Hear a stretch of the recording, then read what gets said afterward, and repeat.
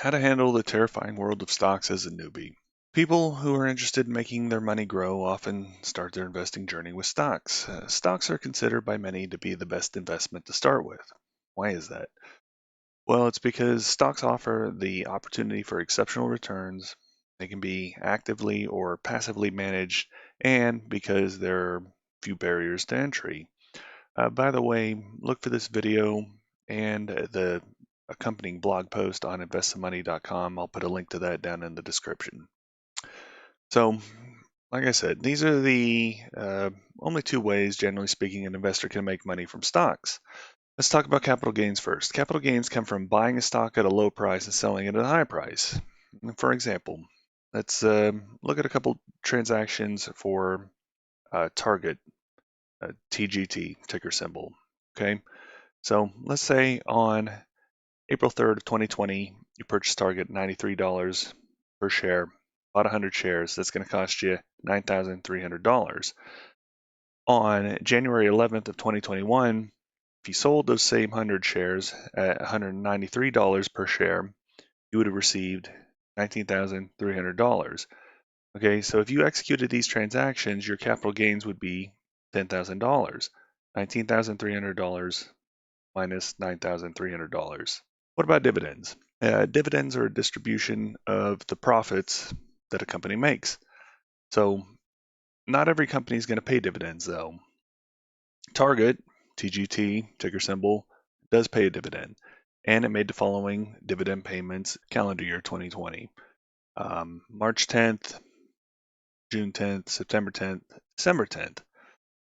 Right on schedule, 66 cents per share the first half of the year, 68 cents per share the second half of the year.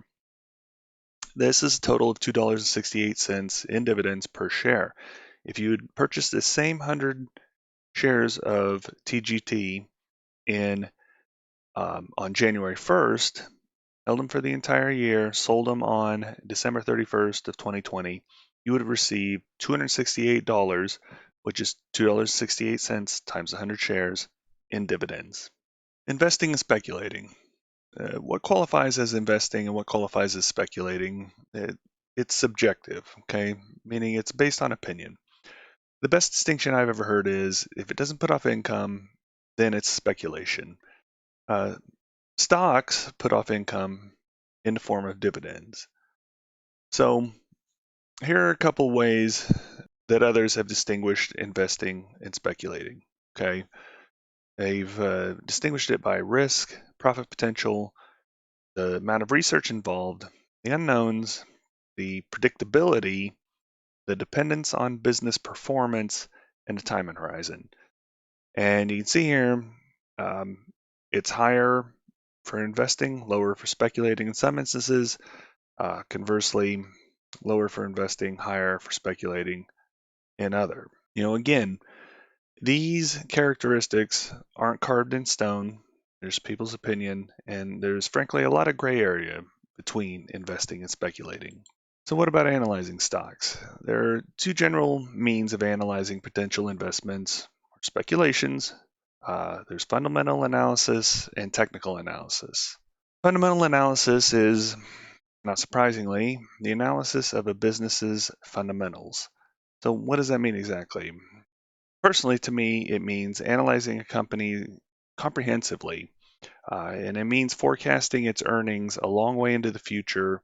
And doing this allows you to come up with a fair value for the share price right here and now based off of those forecasts. If the stock is considerably below its fair value right now, you might consider buying it. If it's considerably above, you might sell it, or you might short it, or you might simply avoid it. What would affect the company's earnings a long way into the future? Well, here's some examples.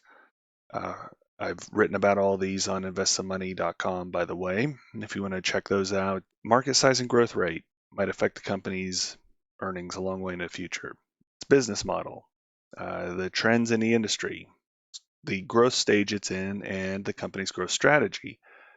Its research and development strategy, how it manages those expenses, sales growth, sales target, and sales conversion analysis. the company's unique selling proposition, return on inventory, particularly if it's a manufacturing or retail company, an analysis of the company's margins, management and employee effectiveness, cost analysis, uh, financial ratio analysis, risk management. And in addition to that, I've written about all those. Here's some other topics you might explore: the company's equity versus debt financing, its a communication with shareholders, and its economic and political conditions that it operates in.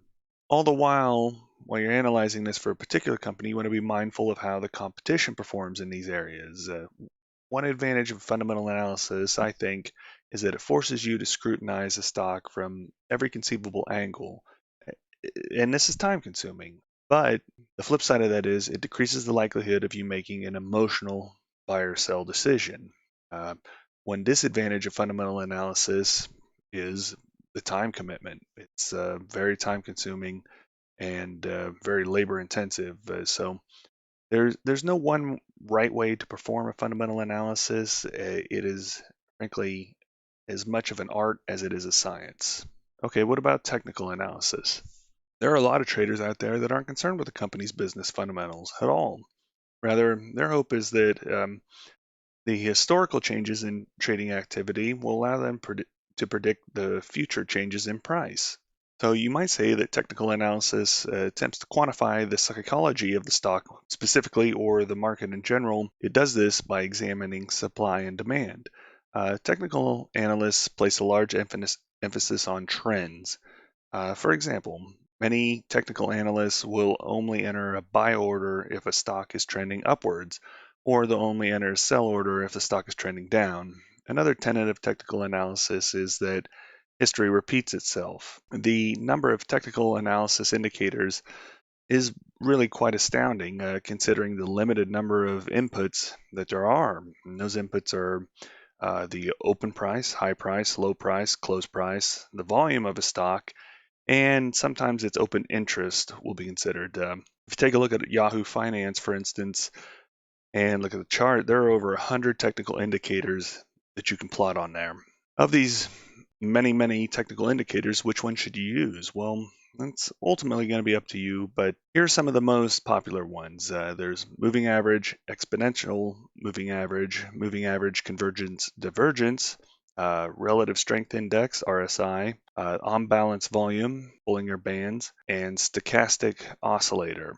Of those, the consensus kind of is that moving averages, Bollinger Bands are frequently regarded as the simplest to use. Technical analysis is a little controversial. It has many proponents and many detractors. The most common criticism of technical analysis is that history might repeat itself, but it doesn't repeat itself exactly. On the flip side, here are some of the characteristics that could be considered benefits of technical analysis. For instance, it's easier to understand because it's visual. It can be used across different investments. For instance, stocks, forex, futures, crypto. It can be used across different time frames, and strategies that you develop with technical analysis can be fairly easily backtested.